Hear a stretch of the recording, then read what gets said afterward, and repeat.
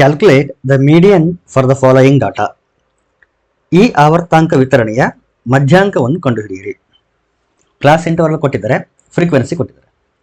ಈ ರೀತಿ ಕೊಟ್ಟಾಗ ಈ ರೀತಿ ಡಾಟಾಕ್ಕೆ ಮಧ್ಯಾಂಕ ಅಥವಾ ಮೀಡಿಯನ್ ಅನ್ನ ಯಾವ ರೀತಿ ಕ್ಯಾಲ್ಕುಲೇಟ್ ಮಾಡ್ತೀವಿ ಅಂತಂದ್ರೆ, ಒಂದು ಫಾರ್ಮುಲಾ ಇದೆ.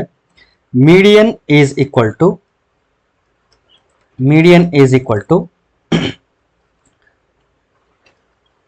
L plus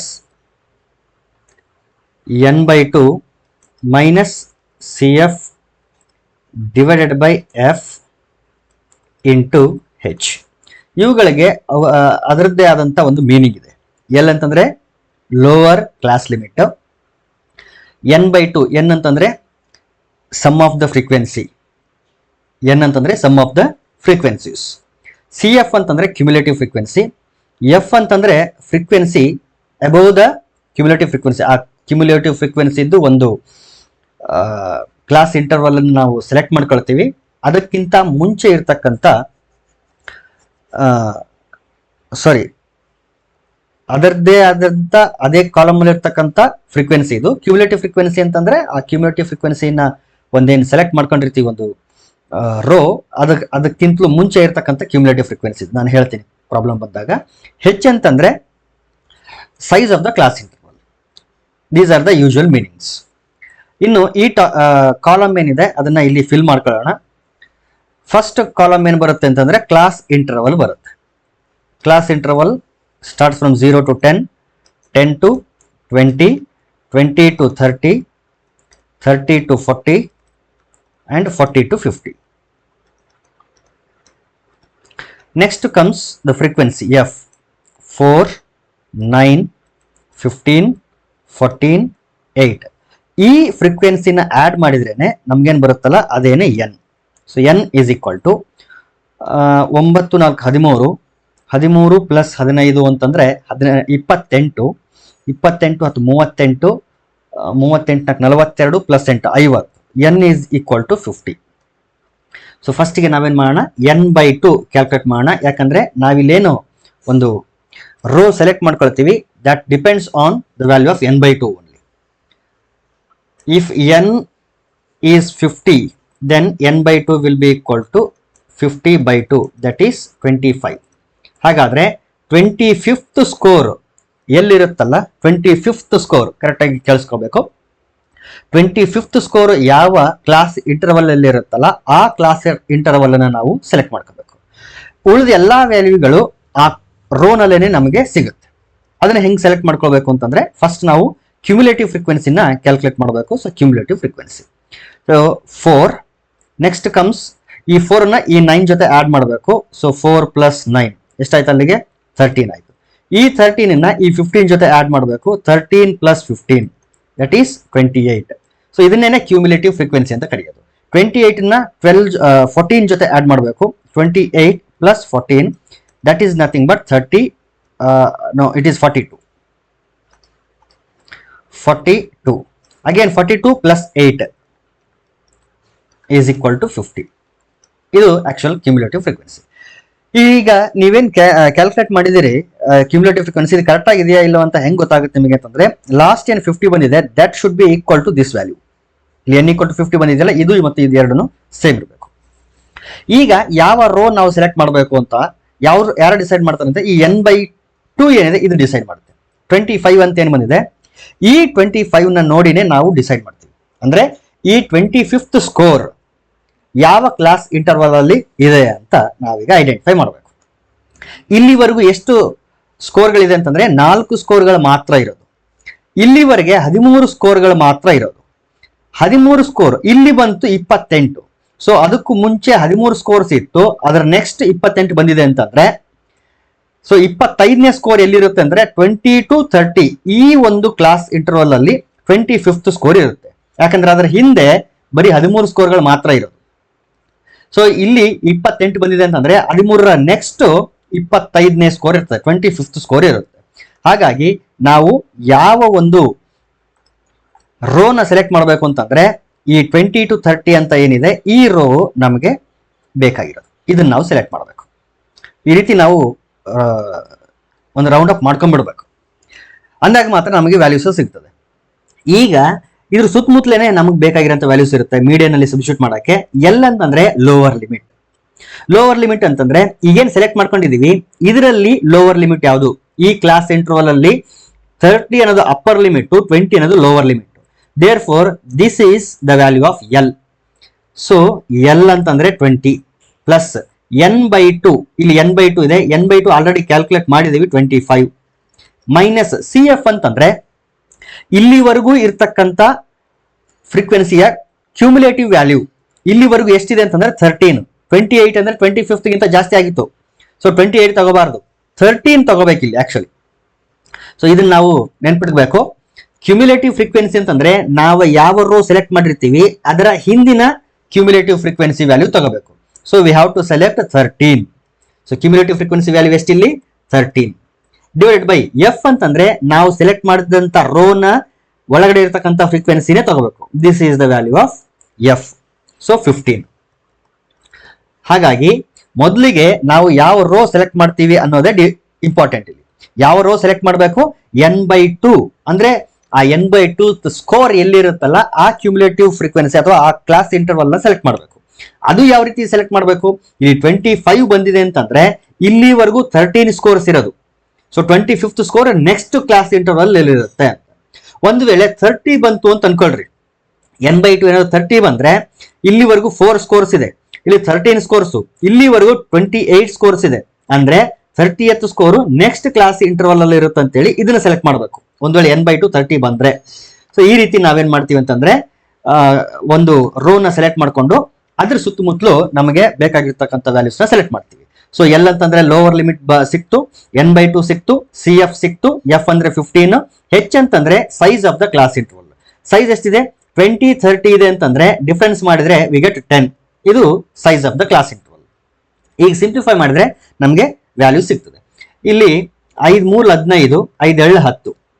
this is equal to 20 plus 25 minus 13 ಅಂತಂದ್ರೆ I think it is 12. 12/3 into 2. 3 1 3 4 12. It is equal to 20 plus 4 2 8. 20 plus 8 ಅಂತಂದ್ರೆ 28. ಹಾಗಾದ್ರೆ ಇಲ್ಲಿ ಕೊಟ್ಟಿರ್ತಕ್ಕಂಥ ಒಂದು ಡಾಟಾ ಏನಿದೆ ಇದರ ಮೀಡಿಯನ್ ಎಷ್ಟಾಗಿರುತ್ತೆ ಅಂತಂದ್ರೆ 28 ಆಗಿರುತ್ತೆ. 28 will be the median. Next question, solve 31x plus 57y equals to 150. 57x plus 31y equal to 202. ಯಾವ ರೀತಿ ಸಾಲ್ವ್ ಮಾಡ್ಬೇಕು ಇದನ್ನ? By reducing it to another pair of smaller coefficients. ಇಲ್ಲೇನ್ ಕೊಟ್ಟಿದ್ದಾರೆ ಇದೇ ರೀತಿನೇ ಸಾಲ್ವ್ ಮಾಡೋದಲ್ಲ. ಇದನ್ನ ಏನ್ ಮಾಡಬೇಕು ಅಂತಂದ್ರೆ ಬೇರೆ ಈಕ್ವೇಶನ್ ಗಳಾಗಿ ಕನ್ವರ್ಟ್ ಮಾಡಬೇಕು. ಅದು ಯಾವ ರೀತಿ ಈಕ್ವೇಶನ್ಸ್ ಇರಬೇಕು ಅಂತಂದ್ರೆ ಸ್ಮಾಲರ್ ಕೋಎಫಿಷಿಯಂಟ್ಸ್ ಇರೋ ತರ ರೆಡ್ಯೂಸ್ ಮಾಡ್ಕೊಂಡು ಆಮೇಲೆ ಸಾಲ್ವ್ ಮಾಡಿ ಅಂತ ಹೇಳಿದ್ದಾರೆ. ಇಲ್ಲಿ ಒಂದು ಅಬ್ಸರ್ವ್ ಮಾಡಿ, ಇಲ್ಲಿ 31 ಇದೆ, ಇಲ್ಲಿ 57 ಇದೆ. ಆಡ್ ಮಾಡಿದ್ರೆ 88 ಬರುತ್ತೆ. ಇಲ್ಲಿ 57 31 ಆಡ್ ಮಾಡಿದ್ರೆ 88. ಸೊ ಕೋಎಫಿಷಿಯಂಟ್ಸ್ 88 88 ಆಗ್ತಾ ಇದೆ ಆಡ್ ಮಾಡಿದ್ರೆ. ಸಬ್ಟ್ರಾಕ್ಟ್ ಮಾಡಿದ್ರು ಕೂಡ ಸೇಮ್ ವ್ಯಾಲ್ಯೂವೇ ಬರುತ್ತೆ. ಹಾಗಾಗಿ ಮೊದಲಿಗೆ ನಾವೇನ್ ಮಾಡೋಣ ಅಂತಂದ್ರೆ ಮೊದಲಿಗೆ ಆಡ್ ಮಾಡೋಣ, ಆಮೇಲೆ ಸಬ್ಟ್ರಾಕ್ಟ್ ಮಾಡೋಣ. Before that call this as equation number 1 and this one as equation number 2. ಈಗ ಈಕ್ವೇಶನ್ ನಂಬರ್ 1 ಪ್ಲಸ್ 2 ಮಾಡಿದ್ರೆ ಎರಡನ್ನು ಆಡ್ ಮಾಡಿದ್ರೆ 31 ಪ್ಲಸ್ 57 ಅಲ್ಲಿಗೆ 88x ಪ್ಲಸ್ 57 31 ಆಡ್ ಮಾಡಿದ್ರೆ 88y. This is equal to 150 202 add ಮಾಡಿದ್ರೆ 352 ಬರುತ್ತೆ. 352. ಈಗ ಎರಡೂ ಕಡೆ 11ರಿಂದ ಡಿವೈಡ್ ಮಾಡಿದ್ರೆ 11 8 88, 11 8 88, 11 3 33, 2 ಉಳಿತು 22 ಆಯ್ತು, 11 2 22. ಮತ್ತೆ 8ರಿಂದ ಡಿವೈಡ್ ಮಾಡಬಹುದು, 8 1 8 1 8 4 32. Therefore, this equation will become x plus y equals to 4. Call this as equation number 3. ಇಲ್ಲಿ ಆಡ್ ಮಾಡಿದೀವಿ. ಈಗ ಏನ್ ಮಾಡೋಣ ಅಂತಂದ್ರೆ ಸಬ್ಟ್ರಾಕ್ಟ್ ಮಾಡೋಣ. Equation 2 minus equation number 1. 2 minus 1. First 57 ತಗೋಬೇಕು, ಆಮೇಲೆ 31. 57 ಮೈನಸ್ 31 ಅಂತಂದ್ರೆ 7 ಮೈನಸ್ 1 6, 5 ಮೈನಸ್ 3 ಅಂದ್ರೆ 2, 26x ಆಯ್ತು. 26x. ಇಲ್ಲಿ 31 ಇದೆ, ಇಲ್ಲಿ 57 ಇದೆ ಅಂತಂದ್ರೆ ಇಲ್ಲಿ 26 ಬಂದಿದೆ ಅಂತಂದ್ರೆ ರಿವರ್ಸ್ ಆರ್ಡರ್ ಅಲ್ಲಿ ಮಾಡ್ತಾ ಇದೀವಿ, ಮೊದಲು ಇದು ಆಮೇಲೆ ಇದು, ಸೊ -26 ಬರುತ್ತೆ. -26y this is equal to 202 -150. 202 -150 2 as it is. ಇಲ್ಲಿ 10 - 5 ಅಂತಂದ್ರೆ 5 0 52 ಬರುತ್ತೆ. 52 ನೋಡಿ, 26 ಡಬಲ್ 52 ಆಗಿರೋದ್ರಿಂದ 26 ಇಂದ ಡಿವೈಡ್ ಮಾಡಿಬಿಡ್ತೀನಿ. 26 1 26 1 26 2. Therefore, this equation will reduce to x minus y equals to 2. Call this as equation number 4. ನೋಡಿ, ಅವ್ರೇನ್ ಹೇಳಿದ್ರಲ್ಲ ಸ್ಮಾಲರ್ ಕೋಎಫಿಷಿಯಂಟ್ಸ್ ಅಂತೇಳಿ, ಈಗ ಸ್ಮಾಲರ್ ಕೋಎಫಿಷಿಯಂಟ್ಸ್ ಆಗಿ ರೆಡ್ಯೂಸ್ ಆಯ್ತು. ಈಗ ಏನ್ ಮಾಡೋಣ ಅಂತಂದ್ರೆ, ಕೋಎಫಿಷಿಯಂಟ್ ಆಫ್ y +1 ಇದೆ, ಇಲ್ಲಿ ಕೋಎಫಿಷಿಯಂಟ್ ಆಫ್ y -1 ಇದೆ. 3 ಮತ್ತು 4 ನ ಆಡ್ ಮಾಡಿಬಿಟ್ರೆ y ಮತ್ತು y ಕ್ಯಾನ್ಸಲ್ ಆಗಿ x ವ್ಯಾಲ್ಯೂ ಸಿಗುತ್ತೆ. Now we shall solve 3 and 4. Equation 3 plus equation 4. This gives us x plus y equals to 4. Again, x minus y equals to 2. On solving, plus y minus y gets cancelled. X plus x 2x. It is equal to 4 plus 2 under 6. 2 1s are 2 3s. Therefore, the value of x is 3. Now put this x equal to 3. Put x equal to 3 in any one of these two equations. In equation, I think it is 3. 3 ನಲ್ಲಿ substitute ಮಾಡಿಬೋಣ. 3 ನಲ್ಲಿ substitute ಮಾಡಿದ್ರೆ 3 plus y equals to 4. So we get y equal to 4 minus 3 and the value of y is equal to 1. Therefore, the value of x is 3 and the value of y is 1. Next one, find the center of a circle passing through the points 6, -6, 3, -7 and 3, 3. ಒಂದು circle ಇದೆ ಇಲ್ಲಿ. Imagine this is a circle.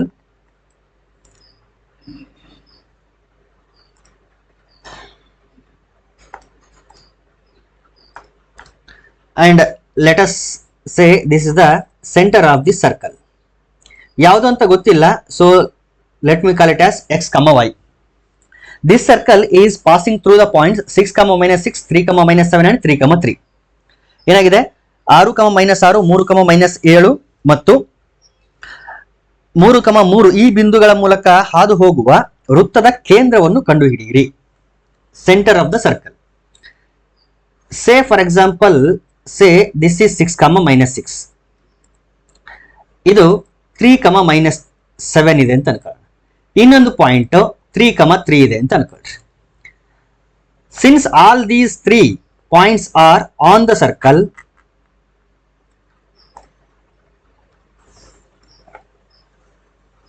ಈ ರೀತಿ ಇದೆ ಅಂತ ಅನ್ಕೊಂಡ್ರೆ ಅವುಗಳಿಗೆ naming ಕೂಡ ಮಾಡಿಬಿಡೋಣ. ಇದನ್ನ P ಅಂತ ಅನ್ಕೊಂಡ್ರೆ let us name this as A and this one as B and this one as C. Okay, P ಅನ್ನೋದು ಸೆಂಟರ್ ಆಫ್ ದ ಸರ್ಕಲ್ ಆಗಿದೆ. Clearly, PA will be equal to PB and this will be equal to PC. Why? Because they are radii of the same circle. So PA ಎಷ್ಟಿರುತ್ತೋ ಅಷ್ಟೇ PB ಇರುತ್ತೆ, PB ಎಷ್ಟಿರುತ್ತೋ ಅಷ್ಟೇ PC ಇರುತ್ತೆ. ಈಗ ನಾವೇನ್ ಮಾಡೋಣ ಅಂತಂದ್ರೆ separate ಆಗಿ ಎರಡೆರಡು ಈಕ್ವೇಶನ್ ಗಳನ್ನು ತಗೊಂಡು ಸಾಲ್ವ್ ಮಾಡೋಣ. Let us consider PA equal to PB. ಎರಡು ಪಾಯಿಂಟ್ಸ್ ಇದೆ, ಈ ಲೆಂತ್ ಮತ್ತು ಈ ಲೆಂತ್ ಮತ್ತು ಈ ಲೆಂತ್, 3 ಲೆಂತ್ಗಳು ಸೇಮ್ ಇರುತ್ತದೆ. ಆ ಲೆಂತ್ ಎಷ್ಟಿರುತ್ತೆ ಅಂತೇಳಿ ನಾವು ಡಿಸ್ಟೆನ್ಸ್ ಫಾರ್ಮುಲಾ ಯೂಸ್ ಮಾಡಿ ಕಂಡುಹಿಡಿಬಹುದು. Distance formula is given by square root of x2 minus x1 whole square plus y2 minus y1 whole square. ಇಲ್ಲಿ ಒಂದು ಅಬ್ಸರ್ವ್ ಮಾಡಬೇಕು, ಈ ಬ್ರಾಕೆಟ್ ಒಳಗಡೆ ಏನಿದೆ ಇದನ್ನ x2 minus x1 whole square ಅಂತನಾದ್ರೂ ಬರಿಬಹುದು ಅಥವಾ x1 minus x2 whole square ಅಂತನಾದ್ರೂ ಬರಿಬಹುದು. So this can be written as x1 minus x2 whole square plus y1 minus y2 whole square. So both are one and the same. This is nothing but d. ಒಂದು ವೇಳೆ squaring on both side ಮಾಡಿಬಿಟ್ರೆ d square equal to ಈ square root ಹೋಗ್ತದೆ, ಇಲ್ಲೇನು root ಒಳಗಡೆ ಉಳಿದಿತ್ತು ಅದು ಮಾತ್ರ ಉಳಿತದೆ. ಏನು ಉಳಿತು? x1 minus x2 whole square plus y1 minus y2 whole square, ಇಷ್ಟು ಮಾತ್ರ ಉಳಿಯುತ್ತೆ. So PA equal to PB ಇದೆಯಲ್ಲ, ಸ್ಕ್ವೇರಿಂಗ್ ಆನ್ ಬೋತ್ ಸೈಡ್ ಮಾಡ್ತೀನಿ, so that we get PA square equal to PB square. ಯಾಕಂದ್ರೆ ಈ ರೂಟ್ ನ ಪದೇ ಪದೇ ಬರೆಯೋ ಬದಲಿಗೆ ಆ ರೂಟ್ ನ ತೆಗೆದು ಬಿಟ್ಟಿದ್ದೀನಿ, ಬರೀ ಇಷ್ಟು ಮಾತ್ರ ಉಳಿತದೆ. Okay, right. ಈಗ P ಅಂತಂದ್ರೆ ಒಂದು ನಿಮಿಷ,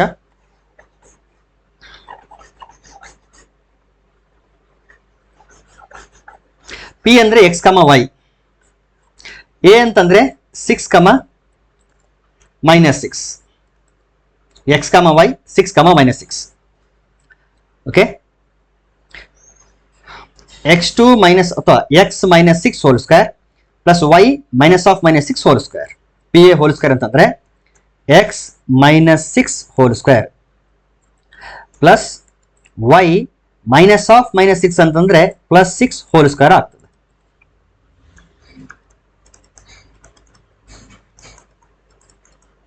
ಇದನ್ನ x1 y1 ಇದನ್ನ x2 y2 ಅಂತ ಅನ್ಕೊಂಡು ಈಗ ಫಾರ್ಮುಲಾ ಹೇಳಿದ್ನಲ್ಲ ಆ ಫಾರ್ಮುಲಾ ಪ್ರಕಾರ ಬರೆದ್ರೆ ಈ ರೀತಿ ಆಗುತ್ತೆ. ಸಿಮಿಲರ್ಲಿ ಪಿ ಬಿ ಇಲ್ಲೂ ಅಷ್ಟೇ x1 -x2, x2 ಅಂತಂದ್ರೆ 3, x1 -x2 hole square plus y1 -y2 whole square, y1 ಅಂತಂದ್ರೆ y -7 ಇರೋದ್ರಿಂದ it becomes +7 whole square. Expand ಮಾಡೋಣ, ಇದು a - b ಹೋಲ್ ಸ್ಕ್ವೇರ್ ಇದೆ, ಸೊ a ಸ್ಕ್ವೇರ್ ಅಂತಂದ್ರೆ x square plus b square means 36 minus 2ab means 2 into x into 6, 2 6 12x. ಈಗ ಇದು a plus b whole square formula ಇದೆ, so that we get y square plus 36 plus 12y, ಯಾಕಂದ್ರೆ 2 into y into 6 ಆಗುತ್ತೆ, 2 6 12. This is equal to, again this is in the form of a minus b whole square, so that we get x square plus 9 minus 2 into x into 3, 2 into x into 3 ಅಂತಂದ್ರೆ 6x plus y square plus 49 plus 14y. ಎರಡೂ ಕಡೆ x square cancel ಆಯಿತು, y square ಕೂಡ cancel ಆಯಿತು. ಈಗ ಎಲ್ಲ ಟರ್ಮ್ಗಳನ್ನ left side ತಗೊಂಡ್ಬಿಡೋಣ. -12y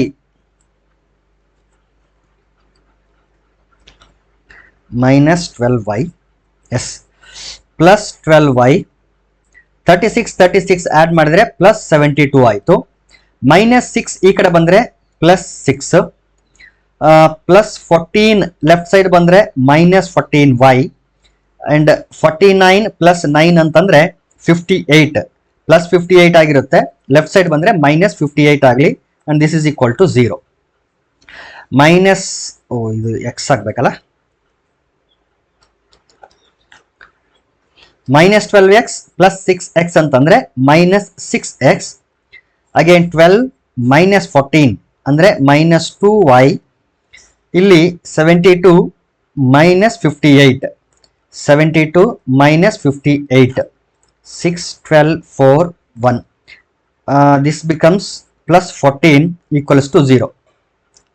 ಸೊ ಪ್ರತಿ ಟರ್ಮ್ 2 ಇಂದ ಡಿವೈಡ್ ಆಗುತ್ತೆ, ನಾನು -2 ಇಂದ ಡಿವೈಡ್ ಮಾಡಿಬಿಡ್ತೀನಿ. -2 ಡಿವೈಡ್ ಮಾಡಿದ್ರೆ we get 3x, here minus cancel ಆಗಿ ಪ್ಲಸ್ y ಉಳಿತು, ಇಲ್ಲಿ plus into minus minus 2 1 2 7 equals to 0. ಅಥವಾ this can be written as 3x plus y equal to 7. ಸದ್ಯಕ್ಕಿರಲಿ ಇಷ್ಟು, ಆಮೇಲೆ ನೋಡೋಣ. ಇದೇನಿದು P A square equal to P B square. ನಾವು again similarly P B square P B equal to P C ತಗೊಳ್ತೀನಿ. ನಾವು consider P B equal to P C.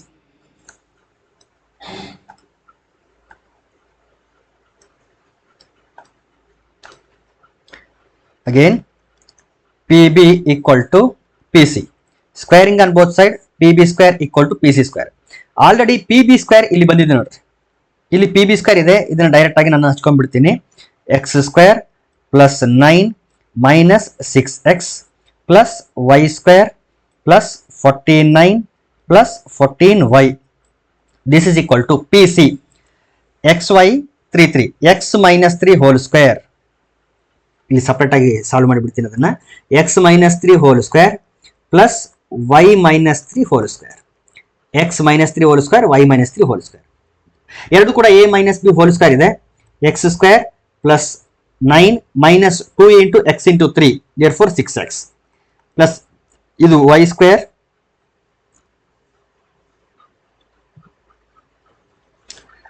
plus 9 minus 6y, x square plus 9 minus 6x plus y square plus 9 minus 6y.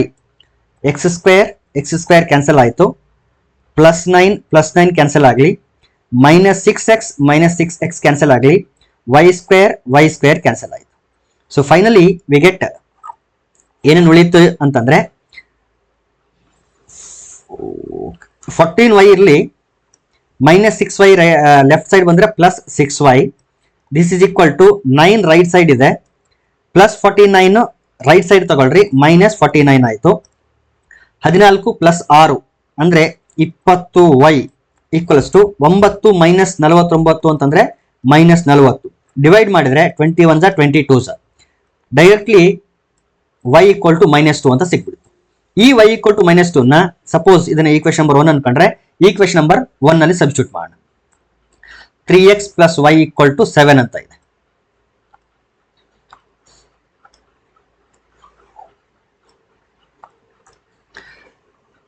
Put y equal to -2 in equation number 1.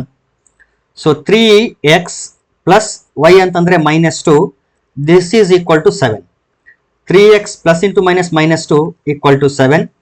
3x equal to 7, -2 right side ಬರ್ಲಿ, +2. 3x equal to 9, 3 1s 3 3s. Therefore x is equal to 3.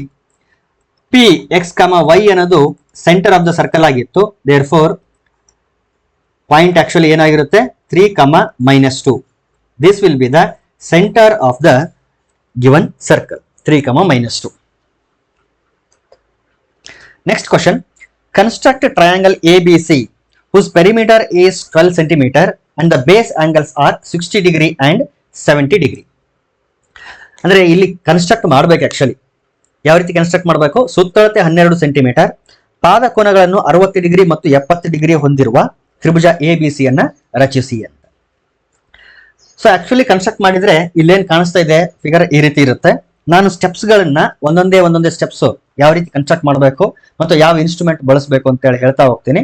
ಆ ರೀತಿ construct ಮಾಡ್ತಾ ಹೋದ್ರೆ ಇಲ್ಲಿ ನಿಮ್ಗೆ ಕಾಣಿಸ್ತಾ ಇದೆ ಆ ರೀತಿ ಒಂದು ಟ್ರಯಾಂಗಲ್ ABC ಸಿಗ್ತದೆ.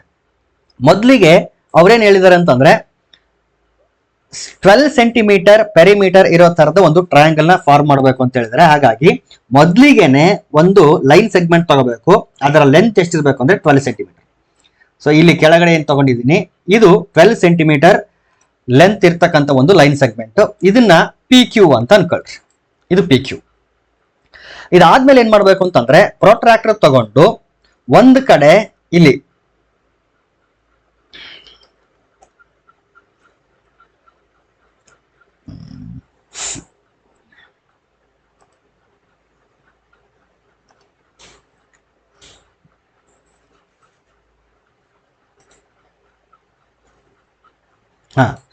ಪ್ರೊಟ್ರಾಕ್ಟರ್ ತಗೊಂಡು ಒಂದು ನಿಮಿಷ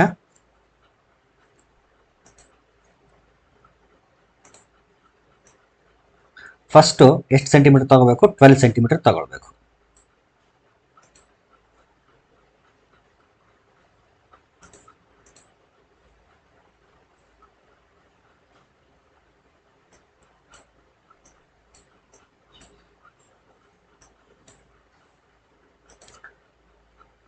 ಒಂದು ಲೈನ್ ಸೆಗ್ಮೆಂಟ್ ತಗೊಳ್ಳೋಣ 12 ಸೆಂಟಿಮೀಟರ್.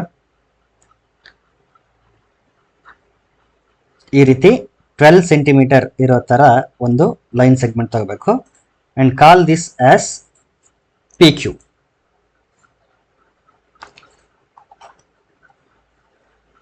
This is PQ. ಈಗ ಏನ್ ಮಾಡಬೇಕು ಅಂತಂದ್ರೆ ಪ್ರೊಟ್ರಾಕ್ಟರ್ ತಗೊಂಡು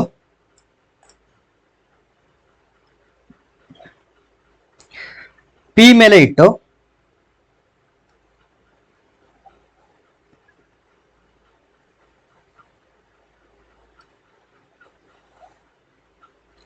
ಫಸ್ಟ್ ಎಷ್ಟು ಮೆಜರ್ ಮಾಡಬೇಕು? ಒಂದ್ ಕಡೆ 60 ಡಿಗ್ರಿ ಇರಬೇಕು ಅಂತ ಹೇಳಿದರೆ, ಇನ್ನೊಂದು ಕಡೆ 70 ಡಿಗ್ರಿ ಇರಬೇಕು ಅಂತ ಹೇಳಿದರೆ. ಸೊ ಮೊದಲಿಗೆ 60 ಡಿಗ್ರಿ ಮೆಜರ್ ಮಾಡೋಣ. ಇಲ್ಲಿ 60 ಡಿಗ್ರಿ ಇದೆ ನೋಡ್ರಿ, ಇದು 60 ಡಿಗ್ರಿ. ಈ ರೀತಿ ಒಂದು ರೇ ಡ್ರಾ ಮಾಡಬೇಕು. ಅದೇ ರೀತಿ ಇನ್ನೊಂದು ಕಡೆ Q ಕಡೆ ಇಟ್ಕೊಂಡು ಇಲ್ಲಿ ಎಷ್ಟು ಡಿಗ್ರಿ ಮೆಜರ್ ಮಾಡಬೇಕು ಅಂತಂದ್ರೆ 70 ಡಿಗ್ರಿ ಮೆಜರ್ ಮಾಡಬೇಕು. 70 ಡಿಗ್ರಿ ಎಲ್ಲಿದೆ? 40, 50, 60, 70 ಇಲ್ಲಿದೆ ನೋಡಿ 70 ಡಿಗ್ರಿ. ಓಕೆ, ಸೊ ಈ ರೀತಿ ಮೆಜರ್ ಮಾಡಬೇಕು. 60 ಡಿಗ್ರಿ ಆಯಿತು, 70 ಡಿಗ್ರಿ ಆಯಿತು. ಇದಕ್ಕೆ ಹೆಸರುಗಳನ್ನ ಕೊಡ್ರಿ. ಇದು ಆರ್ ಆಗಿರಲಿ, ಇದು ಎಸ್ ಆಗಿರಲಿ. ಇಲ್ಲಿ ಆಂಗಲ್ ಎಷ್ಟಿರುತ್ತೆ? ಇಲ್ಲಿ 60 ಡಿಗ್ರಿ ಇರುತ್ತೆ, ಇಲ್ಲಿ 70 ಡಿಗ್ರಿ ಇರುತ್ತೆ. ಓಕೆ, ಈಗ ಏನ್ ಮಾಡಬೇಕು ಅಂತಂದ್ರೆ ಈ 60 ಡಿಗ್ರಿ ಮತ್ತು 70 ಡಿಗ್ರಿಯ ಆಂಗಲ್ ಬೈಸೆಕ್ಟರ್ಗಳನ್ನ ಡ್ರಾ ಮಾಡಬೇಕು. ಆಂಗಲ್ ಬೈಸೆಕ್ಟರ್ ಯಾವ ರೀತಿ ಡ್ರಾ ಮಾಡಬೇಕು ಅಂತಂದ್ರೆ ಕಂಪಾಸ್ ತಗೋಬೇಕು. ಕಂಪಾಸ್ ತಗೊಂಡು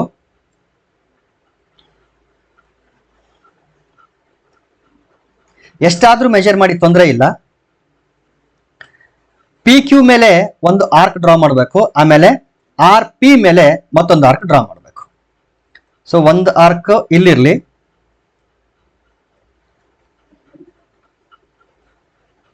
ಇಲ್ಲೊಂದು ಆರ್ಕ್ ಇರ್ಲಿ, ಇನ್ನೊಂದು ಆರ್ಕ್ ಇಲ್ಲಿ,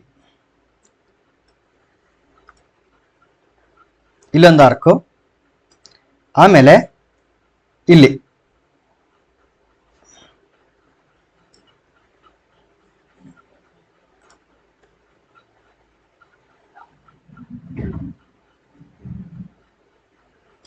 ಸೊ ಈ ರೀತಿ ಎರಡು ಕಡೆ ಆರ್ಕ್ ನ ಡ್ರಾ ಮಾಡಬೇಕು.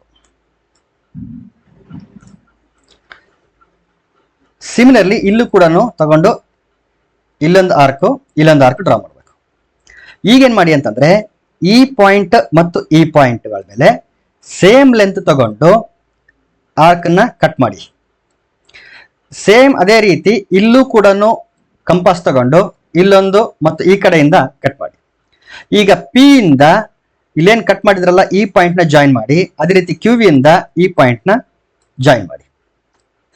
ಸೊ ಈ ರೀತಿ ಜಾಯಿನ್ ಮಾಡಿದಾಗ ಪಿ ಇಂದ ಒಂದು ಲೈನ್ ಸೆಗ್ಮೆಂಟ್ ಈ ರೀತಿ ಹೋಗುತ್ತೆ, ಅದೇ ರೀತಿ ಕ್ಯೂ ಇಂದ ಮತ್ತೊಂದು ಲೈನ್ ಸೆಗ್ಮೆಂಟ್ ಈ ರೀತಿ ಹೋಗುತ್ತೆ. ಎರಡು ಲೈನ್ ಸೆಗ್ಮೆಂಟ್ಗಳು ಒಂದು ಪರ್ಟಿಕ್ಯುಲರ್ ಪಾಯಿಂಟ್ ಅಲ್ಲಿ ಏನಾಗ್ತಿರ್ತವೆ ಅಂತಂದ್ರೆ ಮೀಟ್ ಆಗ್ತಿರ್ತವೆ. ಆ ಪಾಯಿಂಟ್ ನ ನೀವು ಎ ಅಂತ ಕರೀರಿ. ಅಂದ್ರೆ ನಿಮಗೆ ಟ್ರಯಾಂಗಲ್ ಎ ಬಿ ಸಿ ಏನ್ ಬೇಕಾಗಿತ್ತಲ್ಲ ಅದರ ವರ್ಟೆಕ್ಸ್ ಯಾವ್ದಾಗಿರುತ್ತೆ ಅಂತಂದ್ರೆ ಇದು ಎ, ಇದೇ point vertex.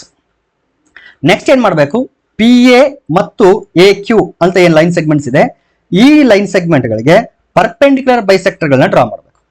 Perpendicular bisector draw ಮಾಡಬೇಕು ಅಂತಂದ್ರೆ ಪಿ ಮೇಲೆ ಇಟ್ಟು ಮೋರ್ ದೆನ್ ಹಾಫ್ ಕಂಪಾಸ್ ತಗೊಂಡು ಮೇಲೊಂದು ಆರ್ಕ್, ಕೆಳಗಡೆ ಒಂದು ಆರ್ಕ್ ಕಟ್ ಮಾಡಬೇಕು.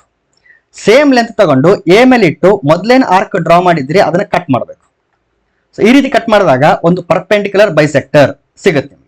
ಸೇಮ್ ಪ್ರಾಸೆಸ್ ಎ ಕ್ಯೂಗೂ ಕೂಡ ಮಾಡಬೇಕು. ಎ ಮೇಲೆ ಇಟ್ಟು ಮೋರ್ ದೆನ್ ಹಾಫ್ ತಗೊಂಡು ಆ ಕಡೆ ಒಂದು ಈ ಕಡೆ ಒಂದು ಆರ್ಕ್ ಡ್ರಾ ಮಾಡಿ. ಸಿಮ್ನಲ್ಲಿ ಸೇಮ್ ಮೆಜರ್ಮೆಂಟ್ ತಗೊಂಡು ಕ್ಯೂ ಮೇಲೆ ಇಟ್ಟು ಮೊದಲೇನ್ ಡ್ರಾ ಮಾಡಿದ್ರಿ ಆ ಲೈನ್ಸ್ ಆ ಆರ್ಕ್ ಗಳನ್ನ ಕಟ್ ಮಾಡಿ. ಈಗ ಈ ಕಟ್ ಮಾಡಿದಂತ ಆರ್ಕ್ ಗಳನ್ನ ಜಾಯಿನ್ ಮಾಡಿ, ಈ ರೀತಿ ಜಾಯಿನ್ ಮಾಡಿ.